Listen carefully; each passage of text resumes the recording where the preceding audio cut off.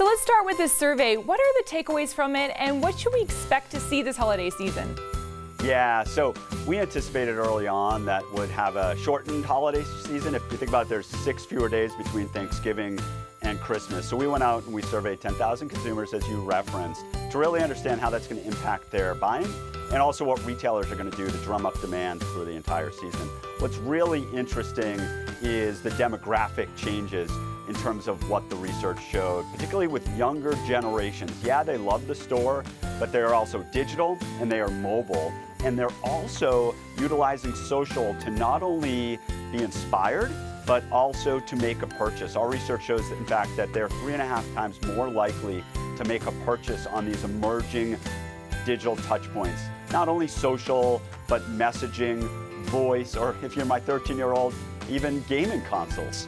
So the survey says the holiday season will bring in a record $136 billion in sales, but it will also be a shorter season. So how will that impact holiday shopping as a whole?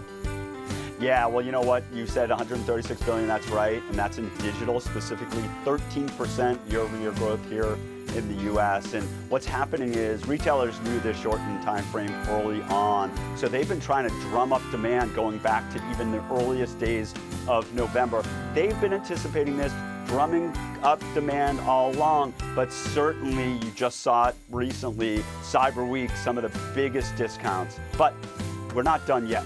Stay tight. You'll be patient. You'll still see some last-minute deals. And what about brick and mortar stores versus online shopping? What should we expect to see this year? Yeah, well, you know what?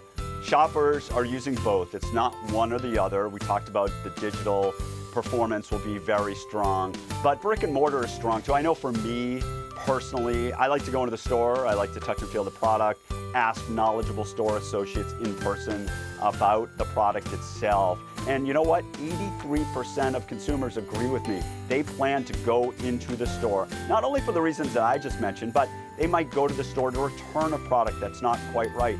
And our research shows actually that about 2/3 of those consumers will ultimately buy something else in the process. And what's also happening is because of this shortened window that you have closing after the holiday, we're in the midst of it right now, consumers are going to be scrambling. And if they want to use online as the form of purchasing, December 14th is a key date to keep in mind. That's the magical ground shipping cutoff date. Those retailers are increasingly offering buying online and then picking it up in the store, which provides the confidence of buying it digitally with the convenience of picking it up and knowing it's going to be there. All right, you mentioned flash sales, limited edition sales, and social exclusive sales. So what's going on there? Do you have any tips on navigating all these? Yeah, absolutely. And I want to give you an insider tip here that retailers are getting smarter about shoppers' behavior. So you talked about various mechanisms, whether it's flash sales or it's social exclusive. Think also about the workhorse around email or even online ads or even putting a product into a shopping cart. Retailers are able to understand those behaviors, and through artificial intelligence, many of them will trigger an email after a couple of days of a consumer not taking an action and providing a discount to try to entice the consumer to ultimately purchase. So it's a little trick here, right? It's a little trick, but you can try to outsmart the retailers by being patient. Now, of course, some of these exclusive products, you got to be careful of the inventory and making sure it's there. But know that the retailers are understanding your behavior and you should try to outsmart them. Wow, so it really pays to be patient. What about younger consumers? What are some trends with them? Yeah, so younger generations certainly like the store. They like the mall, actually, despite all the headlines for the social experience.